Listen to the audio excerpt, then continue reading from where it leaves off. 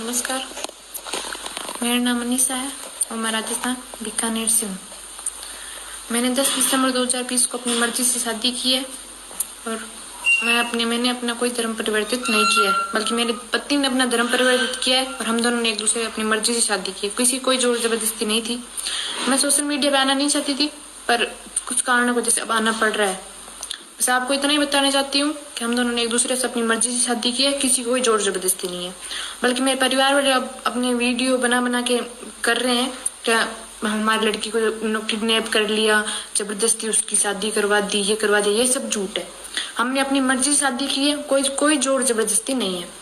बल्कि हमने नया से थाना पुलिस में वहाँ पे बीकानेर में हमने बयान भी दिए एक दूसरे के, मैंने और मैं अपने पति के साथ वहीं से रवाना हुई हूँ। किसी कोई जोर जबरदस्ती नहीं है।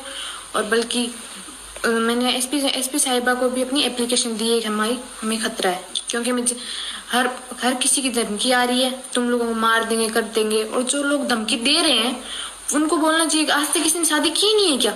आज तक तो मैं किसी का नाम तो नहीं लेना चाहती, पर आज तक तो बहुत लोगों ने शादी किया ना, लोग मेरे से हिंदू मुस्लिम बहुत लोगों ने किया। उनका तो तुम कुछ नहीं कर पाए ना। हम बच्चों के बड़ा तुम रोक जता रहे हो, ये कर देंगे वो कर देंगे। अगर तुम लोगों की इतनी औकात है ना तो पहले उनका करो जाके, फिर हम पे आना। हमने तो अभी की है, पहले इतने साल काम कर चले गए तुम लोग, गोली मार देंगे, ये कर देंगे वो कर देंगे। और बाकी कुछ जो लोग हैं कुछ राजनीति कर रहे हैं, वो भले ही राजनीति करे, हमारा कुछ नहीं बिगड़ने वाला। और उनको राजनीति करने के अलावा काम है नहीं। हमारी झूठी राजनीति क्यों करे? हमारा नाम क्यों बदनाम कर रहे हैं वो लोग?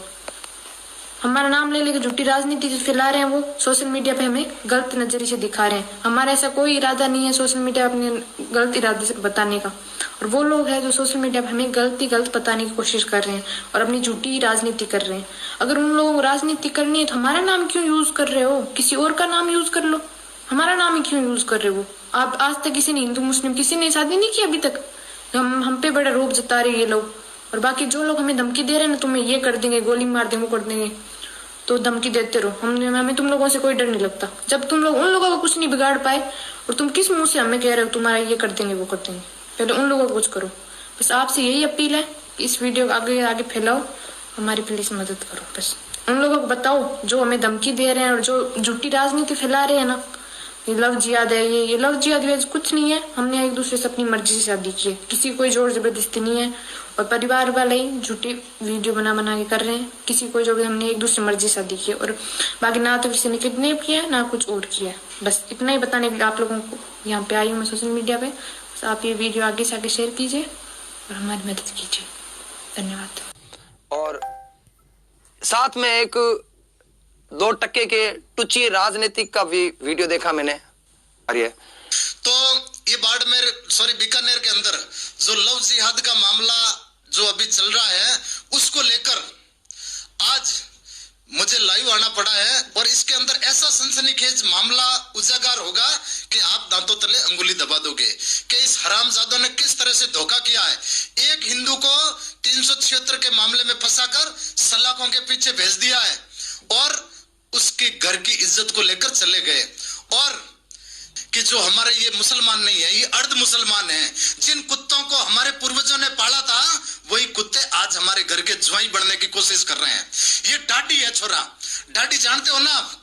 जाटों ने इनको पाला था, जाट आज भी इनको पालते हैं। ये डूम है, ढोल बजाते हैं। हमारी सभाएं खड़ी होती हैं तो वहां पे खड़े होके कुत्ते गुणगान करते हैं। और वही आज हराम का पिल्ला हमारी बहन को उठा के ले गया, हमारी बच्ची को उठा के ले गया। मैं उन तमाम डाडियों से कहना चाहता हूं कि अरे कुत्तों,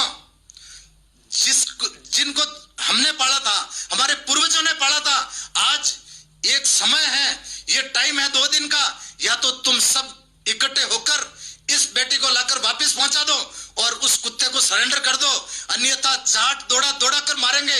कोई भी डाडी को हम अपने घर पे नहीं बुलाएंगे। अरे कुत्तों, हमने तुमको पाला, मैं तुम्हें कुत्ता कह रहा हूं, मुकदमा दर्ज करवा देना।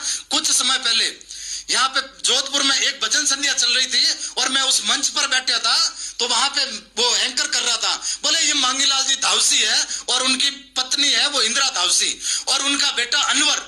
मैं भी एकदम चक्कर में पड़ गया। मैंने कहा ये भजन संध्या कर रहे हैं हिंदुओं की और बाप मांगीलाल और पत्नी इंदिरा और बेटा अनवर कैसे हो गया? उस समय मैंने जब माइक हाथ में लेके इनसे सवाल पूछा तब ये भाग गए थे और ये 25-50 डाट के इकट्ठे होकर ये कुत्ते कलेक्ट्रेट गए थे और संपत पुनिया के खिलाफ परिवाद दिया था। लेकिन संपत तू क्यों बोल रहा है? तुझे गधे और घोड़े में फर्क नहीं मालूम है? अरे संपत, गधा गधा होता है और घोड़ा घोड़ा होता है। तू हर बार आकर के हमारे ढाडी समाज के ऊपर बोल रहा है। तू दमामी समाज की सजा ढाडी समाज को क्यों दे रहा है? तेरी औकात है क्या? तू भगा भगा के मारेगा? एक बाप का मूत है तो मेरे सामने आ, तेरे को मैं बताऊं तू भगा के मारेगा? तेरी औकात नहीं है। साले छुपे हुए कीड़े, बदनामी के डिगढेर, तेरे मुंह पे शर्म नहीं है? हरामजादे कुत्ते, तू जिस तरीके का नेता बना हुआ है ना, ऐसे 10 रुपए की पैम्पलेट आती है, 10 रुपए की, उस पे कोई भी समाज का अध्यक्ष बन सकता है। तेरे जैसे 2 टक्के के जो ये नेता है ना, अगर तेरे पिछवाड़े में जोर है ना, तो तू मेरे को एक वार्ड पार्षद बन करके बता, तब मैं तेरे को मानूं कि तू कोई नेता है। तू 2 टक्के का है, तू 2 टक्के का है। तू हमें क्या पालेगा? तू हमें क्या पोषेगा? तुम्हारे पूर्वजों ने किया, उसी के पीछे हम लोग भी चुप हैं, वरना तेरे को पीछे से फाड़ दूं। तेरी इतनी सी औकात है कि तेरे को पीछे से फाड़ दूं। संपतिया, तेरे को पीछे से फाड़ दूं। तेरी औकात नहीं है संपतिया। तू डाडियों को ललकार रहा है, तू दमामी की सजा डाडी को देगा? है गलती कोई दूसरे समाज का कर रहा है और तू डाडियों के खिलाफ बोल रहा है। डाडियों ने तेरा पर्सनल क्या नुकसान किया भाई? वो दमामी समाज का है। हमारे समाज के अंदर पहले बात तो कुत्ते, तुझे इतना भी मालूम नहीं है कि दमामी अलग होता है, डाडी अलग होता है, राणा अलग होता है, मांगने वाली एक नहीं 50 जातियां, वो सब अलग अलग होती है। तू डाडियों के बारे में क्यों बोल रहा है भाई? 2 टक्के के कुत्ते संपत्ति है, तू क्यों बोल रहा है हमारे बारे में? हमारे समाज को क्यों बोल रहा है? तेरे अगर पिछवाड़े में जोर है ना, तो तू कानून के पास जा, लेकिन तेरे को पता है कि कानून ने तो हक में उस लड़के के दे दिया है, और उस लड़के के साथ हम नहीं है, ना हम उस लड़की के साथ है, ना हमें उस लड़की से कुछ लेना देना, ना उस लड़के से लेना देना। जो करता है वो जाता है। इसे दिन में 356 केस आते हैं, लेकिन तू हमारे समाज के बारे में बोलना बंद कर देना। संपत्ति है ही नहीं तू नेता, साले हरामजादे नेता के नाम पे धब्बा। और तू संपत पूनिया, तू पूनिया समाज को बदनाम मत कर।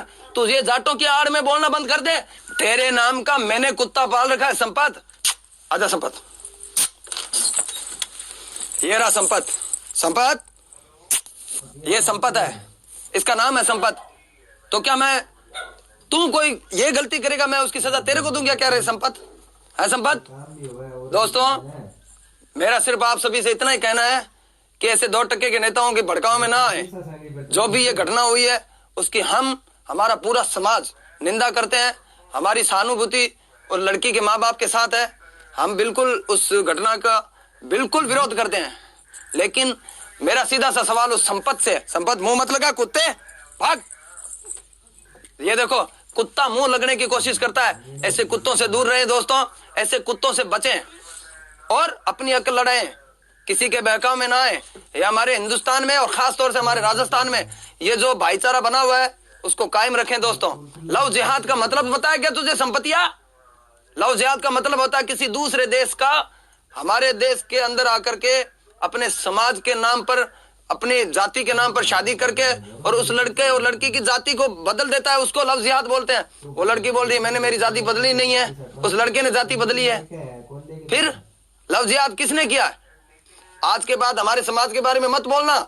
और तुम बार बार ये इंदिरा ढावसी और ये मांगीलाल ढावसी का और नाम ले रहा ना, हमारी मर्जी, हम जो चाहे वो नाम रखेंगे, तेरे को पूछ के नहीं रखेंगे। 2 टक्के के कुत्ते, तेरा नाम हमने कुत्ता रखा है, बोल तू क्या करेगा? हमारी मर्जी। मैं मेरा नाम रामचंद्र रखूंगा, मुझे राम जी पसंद है, मैं भगवान श्री राम को पसंद करता हूं। मैं मेरे बेटे का नाम राम रखूंगा, मैं मेरे बेटे का नाम कृष्ण रखूंगा।